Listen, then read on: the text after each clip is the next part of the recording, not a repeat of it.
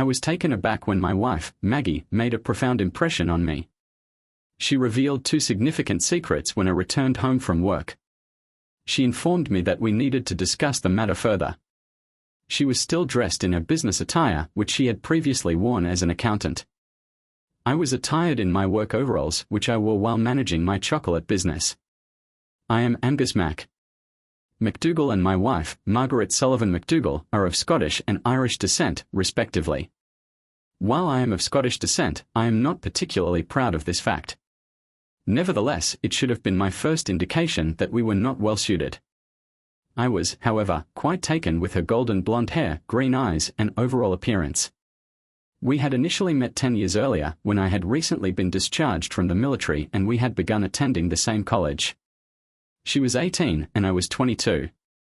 I was utilizing the GI Bill to pursue a degree in culinary arts, while she was enrolled in the aforementioned accounting program for reasons that remain unclear. Despite our disparate backgrounds and age differences, we quickly established a strong rapport. She was a chocolate connoisseur and I aspired to become a chocolatier. Cookies and other baked goods made with chocolate were also of interest to me. My mother, like many women, had a penchant for chocolate. The market for chocolate is characterized by high demand throughout the year, with the holiday season representing a significant sales period. However, chocolate manufacturers can generate revenue year-round. The holiday season is a particularly profitable time for my small chocolate shop, with sales often exceeding those of Christmas. In fact, we often do better on Valentine's Day than on Christmas. I must admit, I dislike my name, Angus. I introduce myself as Mac to everyone, and I am not even called Angus by my wife. My father calls me Angus, but only when he is angry with me. Otherwise, I am Mac. Maggie has informed me that we need to talk. I immediately became tense because every man on earth is aware of the implications of those words when used together in a sentence. We need to talk has historically signaled the onset of separations and divorces. I sat down at the table and looked at her, experiencing a sense of impending doom. I was acutely aware that my world was about to collapse around me. After 10 years together, 8 of which had been happily married, I was still reeling from the shock of what she was about to say. I had the same thought about Maggie. I mentally went over the possible reasons for what she was about to say. Sex was not one of them. We had a great sex life. Money was unlikely to be the reason. I was earning 6 figures a year in net income, and our combined income was close to $375,000. We engaged in sexual intercourse on a regular basis, approximately 4 or 5 times per week, and in lengthy sessions. Our sexual relationship was highly satisfying. Financial considerations were not a significant factor in our relationship. I was earning a net income of over $100,000 per year, with a combined income of approximately $375,000. We had sufficient financial resources, yet there was a lack of affection. I had never ceased to love her, and she had never ceased to love me. However, it seemed that our mutual affection had diminished over time. In fact, it was only a week ago that we were discussing the possibility of having children. She suddenly interrupted my train of thought by thrusting the heavy paper envelope towards me. Maggie, I implore you, I beseech you, I entreat you, I implore you, I beseech you, I entreat you, I implore you, I entreat you, I implore you, I beseech you, I entreat you, I implore you, I beseech you, I entreat you, I implore you, I beseech you, I entreat you, I implore you, I beseech you, I entreat you, I implore you, I beseech you, I entreat you, I implore you, I beseech you, I entreat you, I implore you, I beseech you, I entreat you, I implore you, I beseech you, I entreat you, I implore you. Despite the calmness in my voice, I was experiencing a depth of emotion that I could not fully articulate. It's complicated, she replied, her voice trembling and her gaze averted. Have you met someone else? I inquired, still reeling from the shock of the situation. I must have, she answered, her voice even quieter, almost a whisper. How long? I pressed, seeking an answer to my unspoken question. God, she said, her voice trembling, what was wrong with me? I should have been standing there, seething with anger, pacing back and forth as I called her anything but the child of God. I should have threatened her with consequences for her actions. I should have felt something other than complete numbness. 8 months, she said. I closed my eyes. 8 months, I repeated. I was informed that I had been unfaithful to my spouse for a period of 8 months and that the first thing I was to hear about it was that my spouse was seeking a divorce. I was indifferent to this information. I anticipated that my spouse would attempt to financially exploit me in the legal proceedings, given that the courts in California tend to view instances of alienation of affection unfavorably. I felt that I had very few options in this situation. She stated in a slow, deliberate manner, "This is a matter that concerns you, not me. I inherited the house from my grandparents, but I will allow you a few days to find your own residence. For the time being, I will be seeking a minimal alimony payment until I remarry, as this would not negatively impact my financial stability.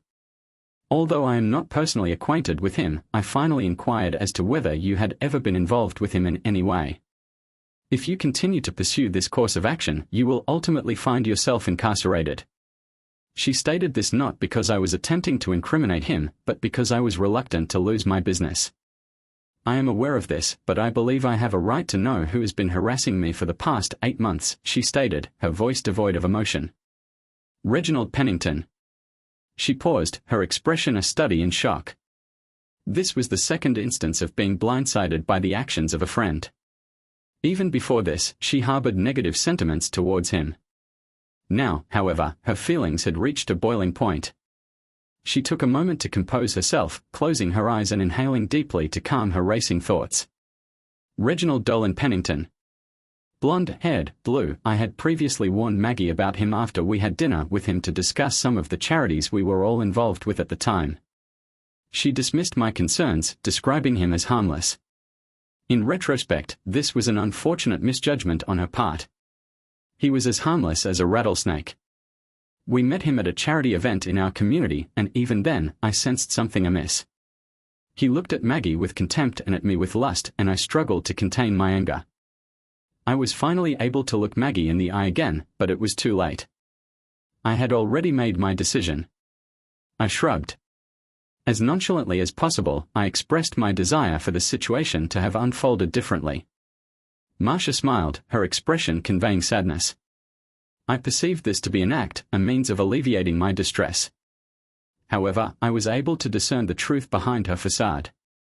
"It's a lie, Maggie," I stated calmly. My cognitive processes were engaged, and I began formulating a plan. However, I decided not to contest the divorce, contingent upon the circumstances aligning with her account. "I will have my lawyer review the documents before I sign them." She nodded. "I would not expect anything less. Mac, you should be aware that this was not a matter of your actions or inactions. Reginald and I reached the soul level. I have strong feelings for you, but I am in love with him. I am truly sorry about what transpired. Mac, that is irrelevant. She was in love with his family is worth billions. On the night in question, he danced with Maggie at a charity ball. When they separated, I observed that he cleaned himself up after she returned to our table. I was aware that he lacked the physical strength to satisfy her in bed. However, I was reluctant to cause a disruption at that early stage, so I simply said, "I'm sorry." Following the aforementioned conversation, she presented me with a substantial paper envelope, informing me that I would be formally served the following morning. I was to meet her at Tim's office along with my attorney. This was merely a preview of what I would seek from the settlement. She was referring to Tim Grayson, my closest friend since elementary school and my legal counsel in every case since I began this process. McDougall's Chocolate Factory, I propose that we eliminate the alimony and conclude the matter. Reggie's rich, I am confident that you do not desire my financial resources. I had anticipated this outcome, but I am nevertheless disconcerted. She appeared to contemplate the proposition, and if she had accepted, I might have been unable to implement the plan that I had already partially formulated in my mind. No, Mac. I require something from this situation. After all, I invested a decade of my life in this relationship. The statement that our entire marriage, and indeed our entire time together when we were dating and engaged, was a futile pursuit encouraged me. Upon examining the proposed alimony, I raised one eyebrow. The alimony she sought was a mere $2.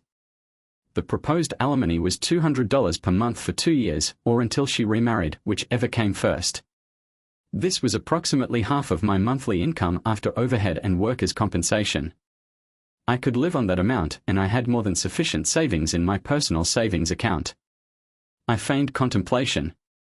I have reached the conclusion that it would be beneficial to me in the long term. I have now decided to leave.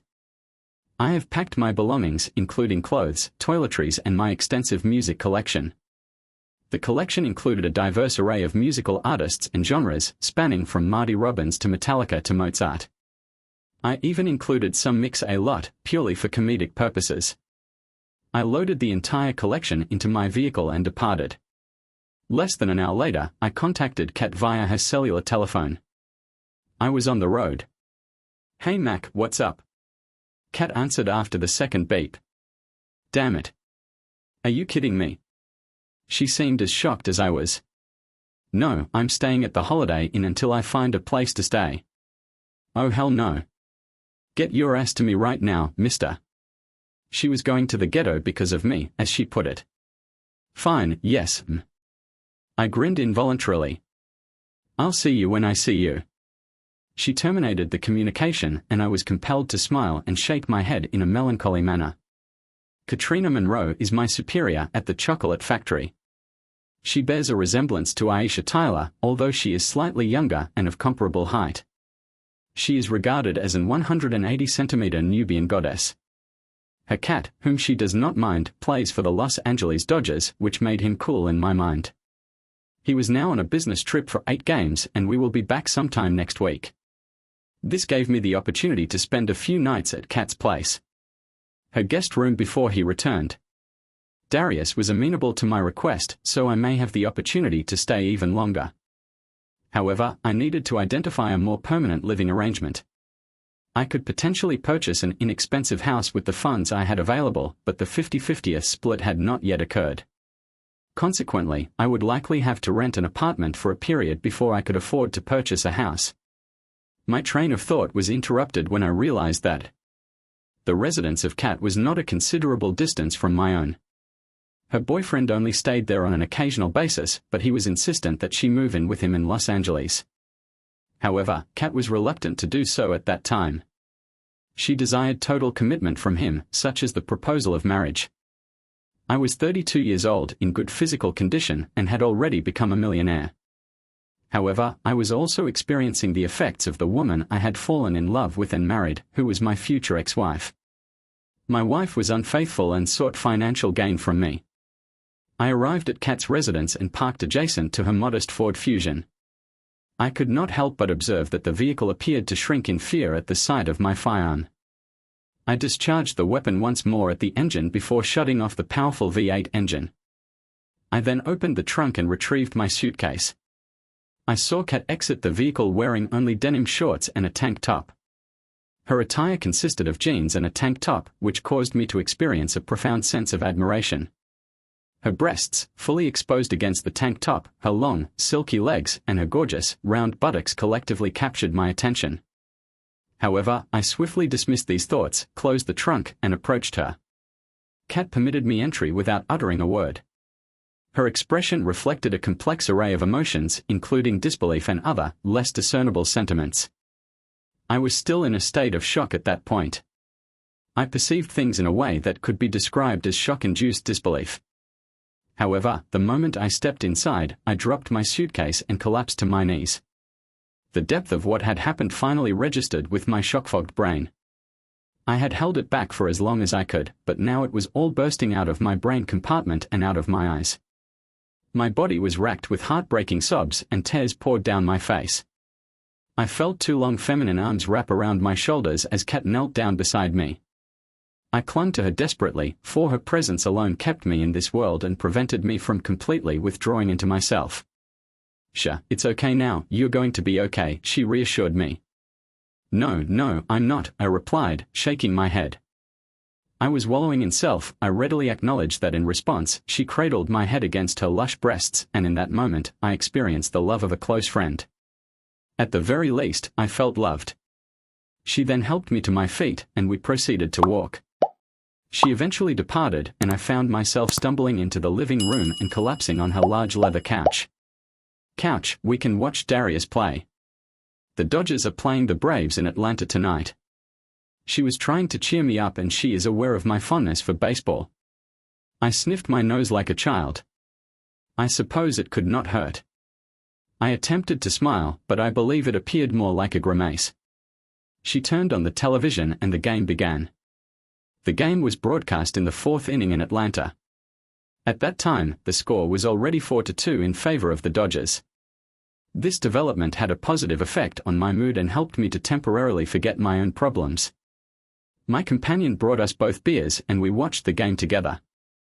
The game proceeded with a series of twists and turns, but we ultimately emerged victorious in extra innings. We were laughing and cheering when Darius caught a fly ball to end the game and secure another victory for the Dodgers. I was taking a large sip of the local beer when suddenly Kat's laughter ceased. "You're joking," she exclaimed loudly, her mouth dropping open in shock as she fixed her gaze on the television.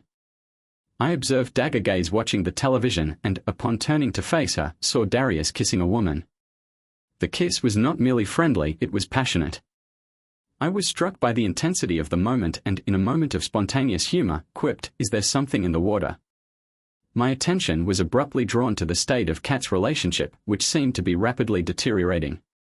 "My marriage, there must be some kind of cheating drug in that water," she asserted vehemently. I regarded her with a sense of apprehension, noting the intensity of her gaze. She was a white woman, which struck me as somewhat unusual. He had previously expressed disinterest in white women. I listened to her engage in a lengthy argument with him, spanning approximately 20 minutes. She then turned to me and she began to sob, and I reciprocated by embracing her while she verbalized her emotions. Her eyes, which were bloodshot, reflected the intensity of her gaze. She regarded us with a hint of irony, and I returned her gaze, my own eyes moistening. We were two individuals who had experienced a similar betrayal. Despite the circumstances, I found solace in the presence of Maggie. The individual in question had previously subjected me to a similar experience in private. I acknowledged that the aforementioned individual had also subjected me to a similar experience on national television. I expressed my sincerest apologies to the individual in question, noting that she was not at fault. The individual in question then embraced me tightly and reached for her cell phone. I expressed my understanding and willingness to confront the individual in question about his infidelity. I indicated that I would contact him at the designated hour. I nodded as she initiated the call. I observed the game, and my mother came to my residence because her husband is being unfaithful to her and has been evicted from their marital home. He will be staying with me for a few days until he finds accommodation of his own. This brings me to the reason for my telephone call. I observed you engaging in a conversation with a woman who could be described as disagreeable. She ceased the conversation and listened for a few seconds, rolling her eyes. She then silently put her finger to her lips and put me on speaker so I could listen. I nodded. He responded with understanding, but I informed him that I had needs. I made it clear that she was of no consequence to me. I simply required a snack while I was traveling. He attempted to persuade me, but I was unmoved. I informed him that she was no longer a valuable asset to the Dodgers. "Darius," she said, her voice firm, "this is the end. I will have the items you left here returned to your house in Los Angeles. I do not wish to hear from you again. You understand my position," but there was desperation in his voice. "You have forfeited the right to address me as baby when you engaged in such sycophancy towards that individual on national television. I do not tolerate such behavior. This is our final conversation. I hope that you have gained something from this interaction." She then proceeded to block his number. Upon seeing this, she looked at me and smirked, her expression sad. I nodded in agreement, stating, "Zero tolerance. I believe that individuals who engage in infidelity do not deserve a second chance. Consequently, I am curious as to what actions she is taking with regard to the divorce proceedings. I am not optimistic that she will be fair in her financial settlement." I found myself smiling at the euphemism she used. It was somewhat peculiar, as she was seeking $2,000 a month in alimony. The proposed arrangement is, on the whole, quite fair. The alimony of $200 a month is likely the reason I am not attempting to dissuade her from marrying as soon as possible. However, there are other aspects of the arrangement that I find problematic. I shrugged my shoulders, having reached the acceptance phase of grief from the divorce. I had cried it all out, but acceptance was still a long way off. I wanted to make them pay, but now that I was thinking clearly, I realized that my plan was flawed. As I considered the details, I realized that the success of this plan depended on a few factors, such as the choice of caterer for their wedding. The more I contemplated these elements, the more confident I became. She was undoubtedly serious about this. Did she inform you of the identity of the groom? Kat responded affirmatively, and I was eager to hear the news. Reginald Pennington, 4. I couldn't help but smile at the thought of Maggie being described as a gold digger. That was not something I would have ever imagined. I would not have considered her to be a gold digger until this point. It is evident that she has successfully deceived others. Given that her parents never approved of me, it is likely that they encouraged her to pursue this course of action, at least to some extent. I was never considered a suitable partner for their daughter. I must admit that I allowed my resentment to become evident for a moment. However, I have now put those feelings aside. Mac, what are your thoughts on this matter? Planning Kat could discern when I was engaged in serious contemplation. She had observed this on numerous occasions at work, when I had to solve a problem in the store or factory. I smiled serenely as I informed her about it. I urged her to trust me on this matter. I assured her that it would leave a lasting impression on them for the rest of their lives. I was almost afraid to ask what she already had in place. I was laughing. I presented her with my basic plan, and she began to laugh uncontrollably. "You're just an amazing bastard," she said, her eyes filled with tears of laughter. "We need to figure out how to do this," she said, her voice filled with determination. We stayed up late, drinking beer and discussing our plan of action for when the wedding would take place. We calculated that 3 months from now would be the optimal time, given that I would not be present. They would be divorced within 6 months.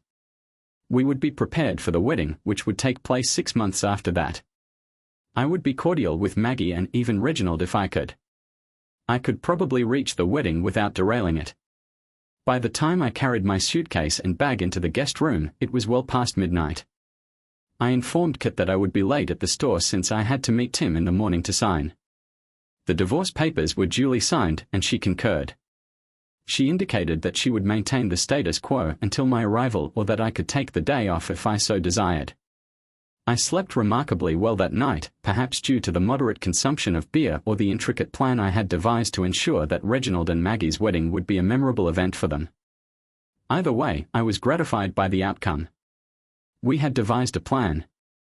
I arose early in the morning with a smile on my face. I heard the sizzling of scrambled eggs and bacon on the stove, which woke me up even more. She also had fresh coffee brewing, which was even better. I couldn't remember the last time Maggie had made me breakfast. However, I was aware that Kat was cooking, and we were just temporary roommates. I showered and dressed in a t-shirt. I proceeded to dress in a shirt and jeans, having decided against venturing out after seeing Tim. I then joined Kat in the kitchen. "Good morning, Kat." I smiled and took a seat on the bar stool in her kitchen nook. This elicited a mirthful response from me. Kat's laughter is contagious, and I was compelled to laugh as well. She then placed a plate of eggs and bacon in front of me. "Are you planning to go to work after seeing Tim?" she inquired. "I'm not sure," I replied. "I may take the day off, as I'm not certain how I'll react after meeting with Maggie and her lawyer about signing the divorce papers." "Divorce?" I gave a shrug of the shoulders, "but I will tell you this, I will take you to lunch later and tell you what happened." Kat nodded. "You would be well advised to do that." Mac. I am gratified that I am not going with you, for I would be forced to resort to violence if I were to see that __ again. That is one of the reasons I love you, sweetheart. I gave a smirk. You are the most loyal person I know. Oh no. I love you too. You too, boss, she said, smiling sweetly as I stood up and gave her a hug. Kat is only a couple of centimeters shorter than me, so her whole body was pressed against mine as we hugged in sympathy. Both of our exes cheated on us, I told her, pulling her tightly against me and then letting her go. I'm glad you are doing well too. That would be a cliché, she replied, and I was compelled to concur. It was, in fact, a rather remarkable coincidence that we both discovered this information on the same day. I attempted to imitate her cat's distinctive mannerisms, referencing the popular animated series The Simpsons, which she and I both enjoy. She immediately recognized my reference and expressed her amusement with a hearty laugh. "You are correct, Mac," she acknowledged. "This is indeed a rather remarkable coincidence. This makes the theory that the drug was deliberately introduced into the water sound even more plausible. I was aware of your views on this matter." I smiled in a cheerful manner. After cleaning up and loading her dishwasher, she gave me the key to her apartment. "This was originally intended for Darius, but I believe you will require it." "It is more than he will." She smiled, and I returned the gesture with a kiss on the cheek and a hug. "Don't worry," I reassured her. "In a few days, I'll have found a place of my own. I'll be out of your hair." "Take your time, Mac," she replied. "I'm here for you, but I'd rather have you around where I can keep an eye on you. My parents underwent a divorce, so I am aware of my father's reaction when my mother left him. I am not allowing you to leave my sight, Mommy." I smiled and she clapped me on the shoulder with her own cheeky grin. I had heard about what had transpired and how her mother was mentally unstable. She had not cheated on Kat's father, but there had been other issues with her personality, and mental health issues had led her to drink and eventually divorce him. I was not privy to all the details, but it was not nearly as egregious as my own situation. However, her father was profoundly affected. For some of the details of our relationship, Kat and I had known each other for 20 years. She is 2 years my senior, but she was a source of guidance and protection during our formative years. During that period, I was of a shorter stature than the majority of my peers, which resulted in frequent instances of bullying. Kat, on the other hand, had already attained a height that was above average for both boys and girls. She was on her way to attaining a status that could be described as Amazon. She stood up for me, and no one wanted to test her resolve. However, that was not the only thing she taught me. She also taught me how to stand up for myself and how to fight dirty, which would have been unthinkable for me to learn from my own parents. She had learned at an early age how to care for herself. By the time we became teenagers, I had finally grown up enough to be a couple of inches taller than her. I experienced my last growth spurt during my sophomore year of high school, while Kat had already stopped growing. Since then, we have both gained weight, but we remain in good physical condition. I participated in baseball and track, while Kat was a talented hurdler who received a scholarship to the University of Southern California. I, however, was not a competitive baseball player and did not receive a scholarship. Consequently, I enlisted in the Army and used my tuition bill to pursue further studies after opening a chocolate store shortly before marrying Maggie. Kat applied for a job as manager. Given her master's degree in business administration, she was a natural fit for the role of manager. In our first year, I was able to offer her a competitive salary, and as our reputation grew, we soon had to expand our workforce to meet customer demand. I was fortunate to have the opportunity to work with some exceptional individuals, and Kat was, and continues to be, one of the most outstanding. In the subsequent year, I permitted Kat to assume sole responsibility for the store's operations while I accompanied Maggie on our delayed honeymoon. During this period, operations proceeded smoothly, and by the end of the first year, we had made significant progress towards repaying the bank loan.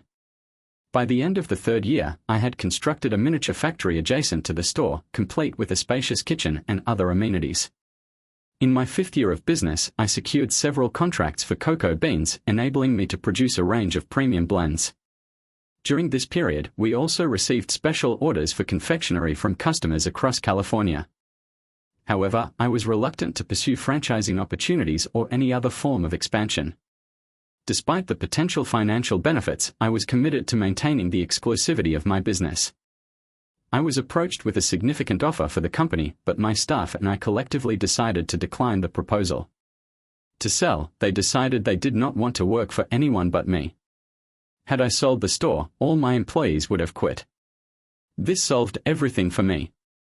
I was going to keep it as a small business with my 20 employees. We were just going to have fun and make money doing it. As it turned out, this was the final nail in the coffin as far as my wife's was concerned. In terms of the legal aspects of the situation, Maggie's father expressed a desire to invest in my business and expand it. I politely but firmly rejected his proposal, emphasizing my intention to maintain the business at a relatively small scale with a familial atmosphere. He then proceeded to persuade me by emphasizing the potential financial benefits of expansion. I reiterated that I was already generating a significant income and had no desire to emulate his avarice. I then inquired about their opinion of Maggie's infidelity and subsequent divorce from me in favor of Reginald, a man of diminutive stature. I informed them that I was indifferent to their opinions on the matter, but that they were likely to approve of it. Old money tends to attract old money, and the Sullivans, while not as affluent as the Penningtons, were still of the same social standing. That morning, after breakfast, Kat and I left the house.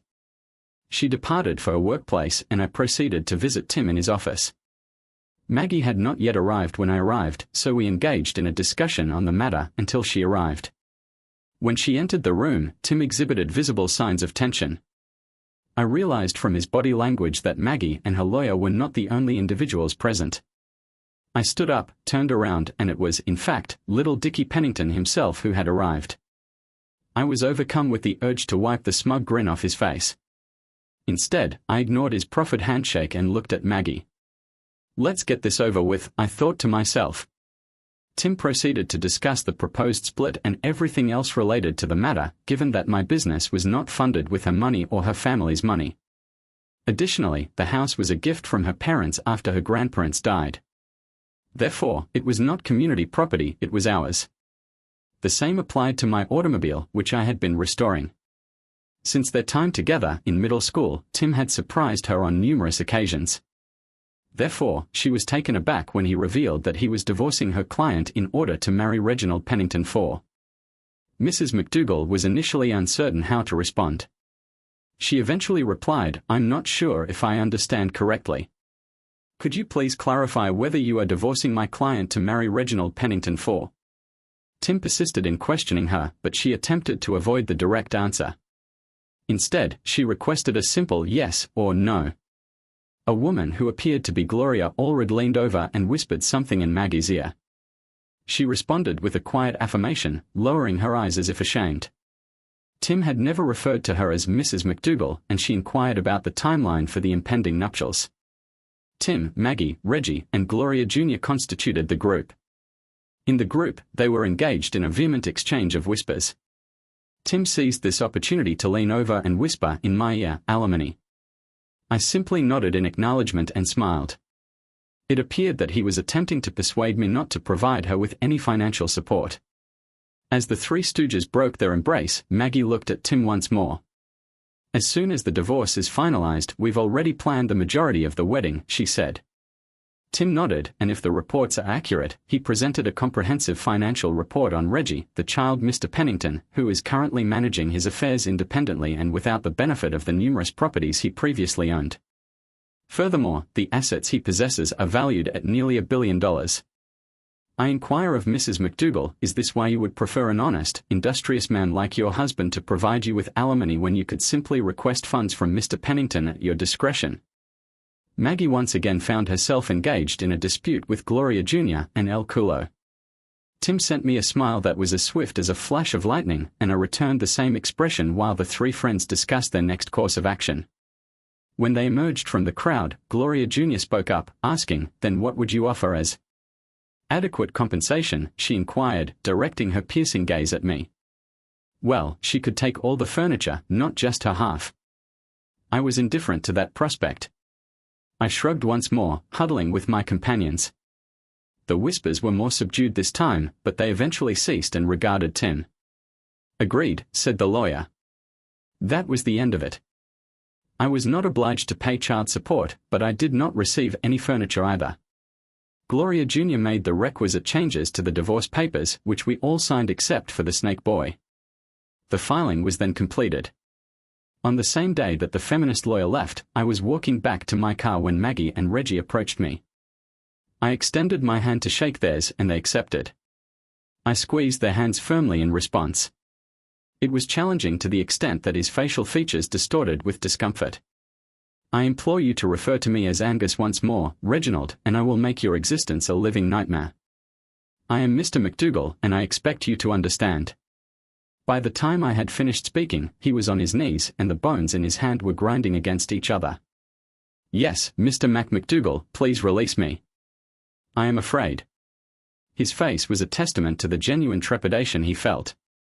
I released my grasp on his arm before he was overcome by a sense of unease and anxiety, and he exhaled a sigh of relief. "That's for calling me Angus," I stated with composure. "As for the __, I bear no ill will." I smiled, turned, and walked to my car. I felt a sense of accomplishment, having somehow ceased paying alimony and was now largely independent of her following the dissolution of the marriage. That brings to mind that I returned to them as Maggie was assisting Reggie, the child, in rising to his feet. "Maggie, before I depart, I must return my grandmother's wedding ring." I extended my hand to her, but Maggie regarded me with a look that seemed to convey a sense of disbelief. Then, she removed her wedding bands and held out. I extended my hand to accept the items and expressed my gratitude. I then placed the rings in my pocket and proceeded to my vehicle. I started the powerful V8 engine and shifted it into gear simultaneously, depressing the clutch and accelerating. The car emitted a loud noise and smoke as I exited the parking lot, leaving tire marks on the pavement and a trail of smoke in the air. It was not a common occurrence, but I wanted to send a clear and unmistakable message to the two individuals in the vehicle behind me. I glanced in the rearview mirror and observed that the individual in question was still standing there, seemingly stunned, still gingerly clutching his right hand. I smiled and proceeded towards the store, where I was greeted by the cat and other individuals. They expressed their apologies and came over to hug me or shake my hand. I thanked them all and told them to resume their work. However, I did so with a smile on my face, indicating that I appreciated their efforts to help me feel better. It is noteworthy that I was already feeling quite well. In addition to the legal fees and the costs associated with the dissolution of the marriage, I have also had to relinquish my share of the furniture, which I had never particularly cared for. I have effectively undergone a bloodless divorce. I suggested to Kat that we take a lunch break, and I drove us there in the Bullet. Kat greatly enjoyed the experience of riding in the car. She could hear the engine rumbling under the hood and feel the power emanating from it like an aura of splendor. We ate and laughed together. Two old friends shared a meal and our friendship and our bond was further strengthened. The bonds of a recently committed love. I still find it difficult to believe that I was completely unaware of her infidelity. I expressed my frustration at last, acknowledging my own helplessness in the face of Maggie's actions. I must admit that I was rather foolish. "Mac, you were in love. Love can indeed render us blind." The cat smiled and reached across the table, grasping my hand. I smiled involuntarily in return, expressing my gratitude to Kat for her understanding and support. She had become a significant figure in my life, both professionally and personally. I had come to depend on her for a considerable period of time. Initially, she was my schoolmate, and I was the smaller child. Then, I was the adult who sought to expand his business, and I hired her as the most suitable and qualified candidate among the applicants. "You never have to express gratitude to me, Mac. A bonus at the end of the year is sufficient." She smiled and I laughed. At that juncture, I considered the matter concluded. I smiled and gazed into her dark brown eyes, noting the contrast of my dark blue pupils. She averted her gaze first, and I observed a subtle blush on her caramel-colored face. I admonished myself for this inappropriate display of emotion. She was, after all, my friend, and she too had just experienced a loss in all the years of our friendship. I had never before regarded Kat with such intensity. Never in my life had I viewed her as anything but a friend, albeit a very beautiful friend. I had, however, noticed the fact that she was a physically imposing woman, similar in stature to the one who greeted me at her residence the previous night. A heterosexual American male would not typically be attracted to a woman of such striking physical beauty. However, I was conscious that this was not a typical situation. I was not yet prepared for such a development and, therefore, we moved on to other topics of conversation after we had finished lunch. I then drove her back to the store and dropped her off there. She informed me that she would see me at home, so I drove up to the cliffs and looked out at the Pacific Ocean. I then removed my left-hand ring, which I had worn for the last 8 years, and placed it in my pocket. I retrieved Maggie's engagement ring and studied both items. The mere sight of them made me physically ill. I then removed my grandmother's wedding ring and placed all three items together. I replaced my grandmother's ring in my pocket and reached back to hurl the wedding rings into the ocean with considerable force. As they flew through the air, they reflected the sun's rays. The rings then fell over the cliffs and into the white water, crashing against the rocks below. This was a symbolic representation of the dissolution of my marriage, which was, in fact, already in a state of disrepair. The divorce was inevitable, but I felt compelled to take this action for my own mental well-being and to facilitate my ability to move forward. The eulogy I gave in honor of my marriage did not signify that I had abandoned my intention to exact revenge on Maggie and Reggie. I recalled a line from the Song of Violence and Bloodshed, which went as follows: "Paybacks and I pay for everything." I smiled as I reflected on this. I heard Scott Columbus playing the drums and Eric Adams singing the lyrics while Joey Dio recorded the bass part and Russ Boss played the lead guitar. Reggie was going to be held accountable for stealing my wife, and my wife was going to be held accountable for being a gold digger. Some would call me vindictive and a caveman are two apt descriptions of the individuals who, upon hearing the phrase, "screw you," embark on a 30-kilometer road march in my boots and then proceed to judge me 3 months later. Everything was settled, with the joint accounts being split 50-50ths. During this time, Kat and I coexisted as roommates and got along great. It is noteworthy that no one at work cared about this arrangement. We were residing together when we returned home one evening to discover wedding invitations in the mail. Maggie had indeed scheduled the wedding a month after the official divorce decree. I smiled at Kat, who returned the gesture. It was time to take action. I stated angrily as I drove us to Costco. Locating a caterer for the wedding was a relatively straightforward process. He had expressed interest in doing business with us a few months ago, but the opportunity did not materialize. I decided to give him another chance and take care of it myself this time. What elicited a particularly strong reaction was that Maggie was going to wear white, similar to Reggie, the child in his navy blue suit. Reggie was a naval aviator in the early days of the war. During my tenure on Captain Drake's Alpha team, it appeared that he was unable to wear a simple black tuxedo. A few days before the wedding, I paid a visit. I proceeded to the caterer's establishment and substituted my own bespoke chocolate cake mixture for the original. I smiled broadly as I replaced the cake mixture with a chocolate-flavored alternative. I can assure you that this was not a poisonous substance. My intention was merely to ensure that Maggie and Reggie's wedding would be a truly memorable occasion. For all parties involved, my actions now seemed akin to a high school prank, albeit executed with a greater degree of sophistication. Nevertheless, I felt compelled to seek some form of compensation. I had been deceived for 8 months before being presented with divorce papers. While she maintained a cordial demeanor throughout the proceedings, I was, however, the emotional distress caused by this situation would have significant financial consequences. I informed Kat of the developments and she expressed amusement when I informed her that Operation Mudslide had been a success. The invitation included a reception, which marked the beginning of the festivities on the morning of the wedding day. Kat and I had showers at the same time, but we did not shower together. Over the past few months, we had grown closer, but we were still hesitant about our relationship. I was concerned that I might jeopardize our friendship by taking it to the next level. I was gratified that she had installed tankless water heaters after I had changed into my Armani suit. I waited in the living room until Kat was ready. She inquired as to whether I was presentable while I watched the UCLA soccer game. I turned to look at her, and my jaw dropped to the floor. A vision of beauty appeared. It would be challenging to describe her appearance in words, but I will attempt to do so. Kat was clad in an emerald green dress that hugged her curves like a second skin. The shimmering fabric accentuated her figure, as if she was in love with her body and reluctant to part with it.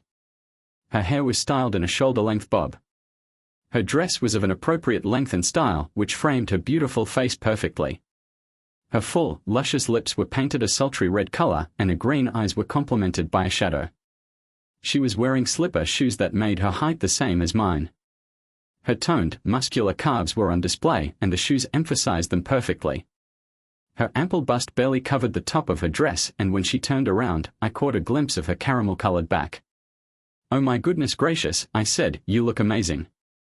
She smiled, and I was struck by how perfect her smile was. "Thanks, Mac," she said. You look pretty damn good yourself. I blushed at those words. Thanks, Kat, I said. We headed for the door. We drove to the church, ironically, with Billy Idol's White Wedding playing on the radio. Bullet pulled into the as we arrived at the parking lot, people turned around and stared at the large V8 engine, which served as a clear indication of our arrival. With the exception of us, all of the guests were members of high society with significant financial resources. This promised to be an even more enjoyable experience than I had anticipated. We presented our invitations to the bouncer at the entrance. The term bouncer might be a generous description of this individual. He resembled one of Reggie's security personnel who had previously accompanied him to social events. It would appear that the Penningtons had incurred the enmity of a number of individuals over the years as a consequence of their business practices, thus necessitating the implementation of additional security measures. This did not come as a surprise to me. Reggie, the child's family, subscribes to the philosophy of reciprocal violence, which could be described as the golden rule. Alternatively, it could be argued that those who possess wealth and influence are able to dictate the terms of their own behavior.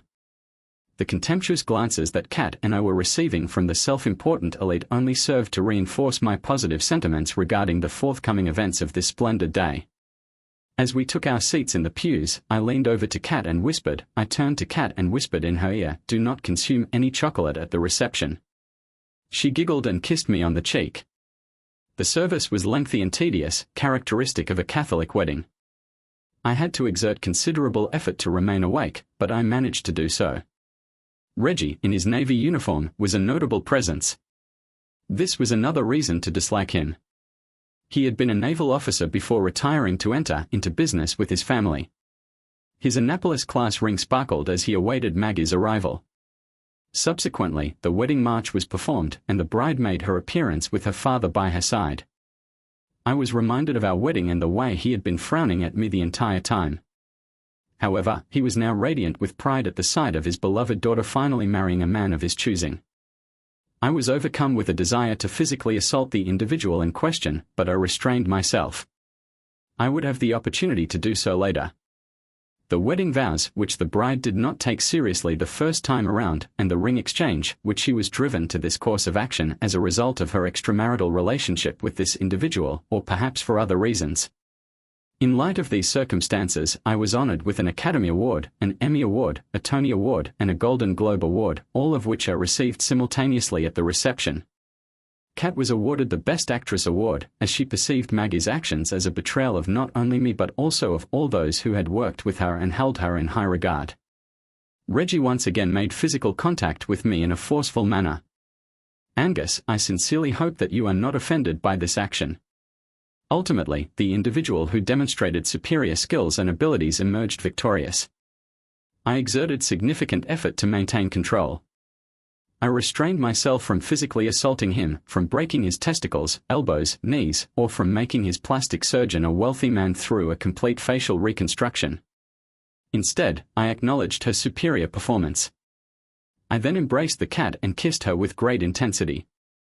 The cat initially appeared startled, but then, in response to my kiss, the cat displayed enthusiastic behavior, which took place in the presence of Reggie and Maggie.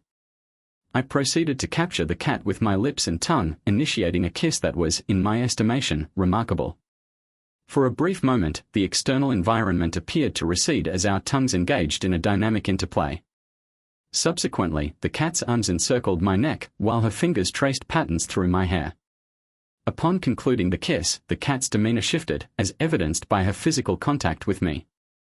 The cat then looked at Reggie and Maggie, indicating that he had indeed won. She winked and departed, leaving the happy couple speechless.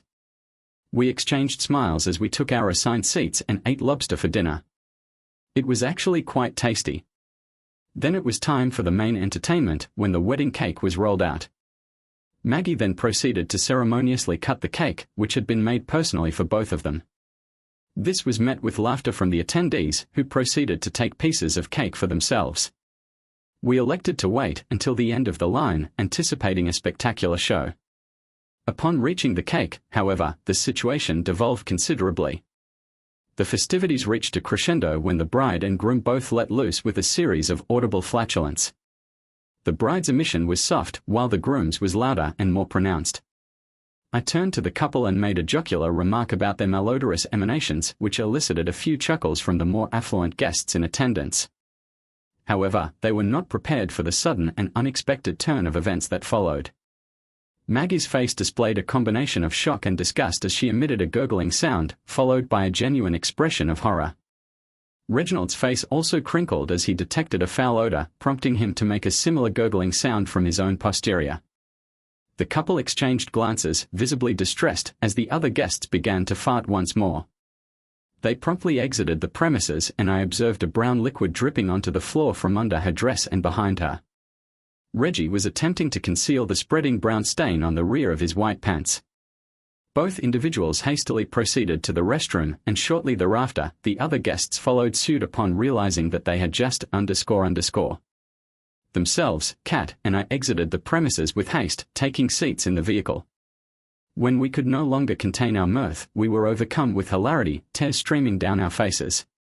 Mac and I laughed with such fervor that we nearly burst. "Oh my!" Kat laughed, then grasped her abdomen and joined in the merriment. I laughed as heartily as she did. "Do you think she used too much?" I inquired between bouts of laughter. She laughed again, and I was struck by the speed with which this process occurred. The Costco boxes indicated that the product is effective, but caution was advised regarding the quantity used. When our laughter finally subsided, she inquired about the quantity of boxes I had poured into the cake mix. I had replaced all of them. I smiled serenely, and this prompted another outburst of laughter from the cat. I had used a powdered laxative. I proceeded to pour a chocolate-flavored laxative into the boxes of cake mix that the caterers had stocked for the Penningtons' wedding. The cake and cupcakes were almost pure laxative in composition, as I subsequently discarded the majority of the cake mix boxes and replaced them with powdered laxative. Additionally, I incorporated a small quantity of the laxative into the regular cake mix to prevent the resulting mixture from being excessively potent. However, the resulting mixture was not as potent as I had anticipated.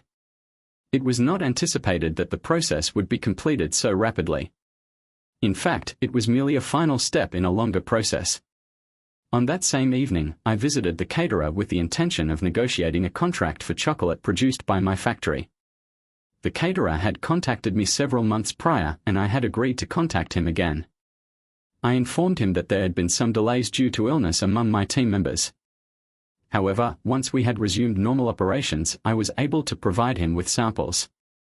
He appeared eager when I indicated that I would accept his terms. During the tour of the facility, he showed me the kitchen and informed me that they had catered the Pennington wedding. I was already aware of this, but he was unaware that the bride was my former spouse, who had been unfaithful and financially irresponsible. After behaving myself, I was informed by the gentleman in question that he would draw up the paperwork for the contract and let me and Tim know when it was ready. However, I believe that he may have forgotten about the contract in the days following the wedding itself. Once everyone had dispersed and I left his office, I proceeded to the back door to the kitchen, opened it, and drove around in my car. I replaced the chocolate. I then proceeded to remove the cake powder, which I had previously identified as a chocolate laxative, and departed the premises. I ensured that the door to the kitchen was securely fastened and that I had not left any boxes behind. One of the key lessons that Captain Drake imparted to me during my tenure in the military was the importance of leaving no trace. He is a commendable individual. The last I heard, he had resigned from his post and was now teaching history at the University of California, Los Angeles. By the time of the wedding, all evidence had been removed and only I and the cat were aware of the plan. She maintained silence when I asked her to keep it confidential. Upon returning to my apartment, Kat looked at me seriously and said, "Mac, that kiss earlier." I replied, "I was out of line, but you look so beautiful, and I couldn't help it." Our lips made contact, and we kissed lovingly and tenderly. I was overcome with the sensation that I had been deprived of something truly exceptional for an extended period. When our lips finally parted, we gazed into each other's eyes. I sensed that we had a profound connection. There was only one way to ascertain whether this intuition was accurate. I smiled, and she smiled back. Once inside, we engaged in a slow, sensual kiss. I undressed her, removing the straps of her dress and kissing her as I did so. I broke all known records for speed by removing my own clothing and encouraging her to do the same. As our bodies made contact, I stroked my back and neck. The touch of her skin against mine was electrifying, prompting me to kiss her hard and passionately once more. She then lay down on the bed, lovingly running her hand over my cheek and giving me a satisfied smile. "Mac, what on earth were you thinking?" she asked. "Did you not see the dollar signs in her eyes as she walked down the aisle?" I smirked. "I'm not as rich as the Penningtons or Reginald, baby in particular. However, I can assure you that I will never leave you bored in bed." She laughed long and loud. "You mean Mr. Brown Pants?" She had previously been with men who were primarily interested in having fun and did not prioritize her needs. I aimed to alter this dynamic, and I was successful. We spent the remainder of the day and night in bed together, showered together, and then engaged in sexual intercourse in a 69 position. Some might inquire as to why I had arranged this scenario. The reason was that the owner had been persistently contacting Kat when she first arrived to negotiate with him, even before he had expressed interest in doing business with us. After admonishing him for his excessive enthusiasm, she returned and asserted that we should refrain from engaging with him. However, their designation as the organizers of the Pennington wedding presented an opportunity to simultaneously address two concerns. The aftermath of the wedding, as the press described it, was immediate. News outlets broadcast the footage and video of the bride, groom, and guests evacuating the dining room to the restrooms the following day. I extended invitations to all the male and female attendees from the celebration was observed from the store at Kat's house. Although none of the scenes shown there were witnessed by us, it was evident that we were present. We were overcome with mirth to the extent that tears were shed when the elite, characterized by their snobbishness, ran to the bathroom as though their posterior were about to burst. It is worth noting that many of the aforementioned individuals were completely taken aback by the images of them struggling to prevent the brown liquid from overwhelming the room with its aroma. The only individuals I felt sympathy for were the cleaners who were tasked with cleaning up the aftermath. Approximately a week after the aforementioned wedding fiasco, the police arrived and initiated. We were asked to provide information by the relevant authorities. Kat and I attended the wedding, but we both stated that we left when the unfortunate weather incident occurred. We were concerned about our own safety, so we maintained a calm demeanor during our interviews. We found the situation so amusing that we laughed uncontrollably only after the detectives had departed. We did not receive any further communication from them. Reggie, the child involved in the lawsuit, sued the caterer, but the caterer fled the country rather than pay compensation. The last we heard, he had left for Italy, where he was from. We are unsure of his subsequent whereabouts. Reginald Pennington IV was discovered in a sexual relationship with another man's wife less than a year after the marriage ended when Reggie, the child, caught her husband in an act of infidelity. Reggie had a strong reaction to this discovery and expressed her feelings to Maggie, who had recently arrived at the abusive husband's house. Maggie subsequently appeared at the doorstep of our new residence. Reginald, the husband, was ultimately forced to end his relationship with Maggie. However, at the time, Maggie did not view his infidelity as a problem. She herself was not opposed to cheating and would have been equally accepting of her husband's infidelity. This seems to be a case of double standards. Kat and I relocated to a larger apartment because her previous one was too small. The bedroom apartment was inadequate for our needs. Our new ranch-style dwelling had 4 bedrooms, and by the end of the first year, I had purchased half of it. Reggie, the child, had apparently signed a prenuptial agreement with Maggie that stated that if she filed for divorce for any reason, she would receive nothing but what she brought to the marriage. She still had a $125,000 annual income. Despite the substantial income, the financial situation remained unchanged. It was not until the following year that we were informed of Maggie Sullivan's pregnancy. At the time, our cat was 4 months along, so I affectionately greeted her and proceeded to answer the door. I opened the door to find Maggie in a state of distress. I inquired in a neutral tone, "What do you want?" "I'm sorry, Mother. I'm sorry for everything. You were the one who wanted to switch." "What happened?" "I caught Reginald cheating on me." She admitted, sobbing even harder. "That's a surprising turn of events." "I'm sorry, Mac. I was wondering if there was any chance of..." She abruptly ceased her inquiry when she observed a pregnant cat emerging from behind me. "Who is that?" the cat inquired as she approached. She smiled at Maggie and said, "It's Maggie," and she was just about to leave. I then proceeded to shut the door in my ex's face, secured the deadbolt, and embraced the cat. "She's the past," I stated, "you're the future." "My future, I love you, sweetheart." "Oh, I love you too, baby," she said, kissing me. Kat and I got married shortly after we found out she was pregnant. It was a small civil ceremony that was her idea, and we became husband and wife. She is still my manager at the store, and she is still one of my best friends. I love my wife,